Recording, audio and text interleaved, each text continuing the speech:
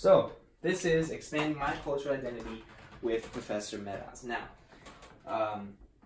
how has my cultural identity evolved since the start of this class?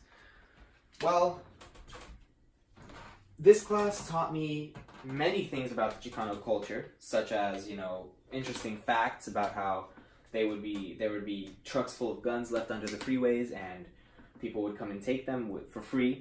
And the same with drugs and cocaine and stuff like that, and I will be talking about those later. But what I also will be talking about in this presentation are three things that really evolved my cultural capital regarding Chicano culture. So, what does cultural capital mean? Now, cultural capital consists of the social assets of a person, which is like their education, their intellect, their style of dress, their way of speaking, their the things they eat, the way they eat, their religions, the way they practice it. The list goes on. Now, did I call myself Hispanic? No. Before, no. After, still no, because I believe in order to be called a Hispanic, in my personal opinion, you would have to be of Hispanic descent, at least some Hispanic blood in you. Like for me, I'm European, I'm Romanian, I'm fully Romanian. I'm not going to say that I'm anything else because I'm not. Physically, I'm not.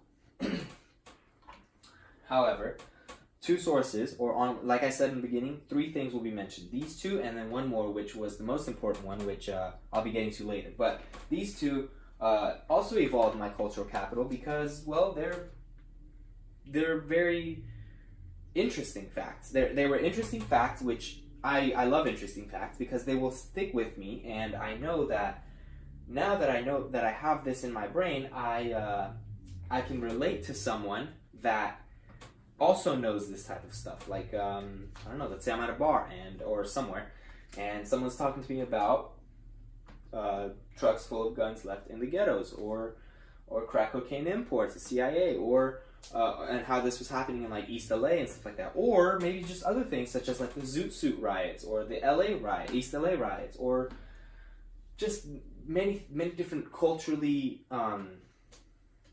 aspects of the Chicano culture. So those are the two honorable mentions, and now I'm going to be talking about the one that really impacted me the most. And personally, it's the CSUN walkouts. And surprisingly, it's not from the class. However, if it wasn't for this class that I took right now, I wouldn't be in the CSUN walkouts. Now, the CSUN walkouts were a bunch of protests, or walkout was a bunch of protests that consisted of, protesting against Diane Harrison and her racial slurs against another lady of Chicano descent, as well as Diane Harrison petitioning for taking away Chicano culture from CSUN. Now, how did this evolve my cultural identity? Well, me personally, I've never experienced any walkout, any protest. I've never been a part of. I never really thought myself as a protester until now, because I've experienced one, and not only did I experience a regular walkout or whatever, I experienced one with a Chicano culture aspect to it, which was perfect, because I was in a culture class, the one that I'm explaining right now, and I just went on a CSUN cultural trip and protest. So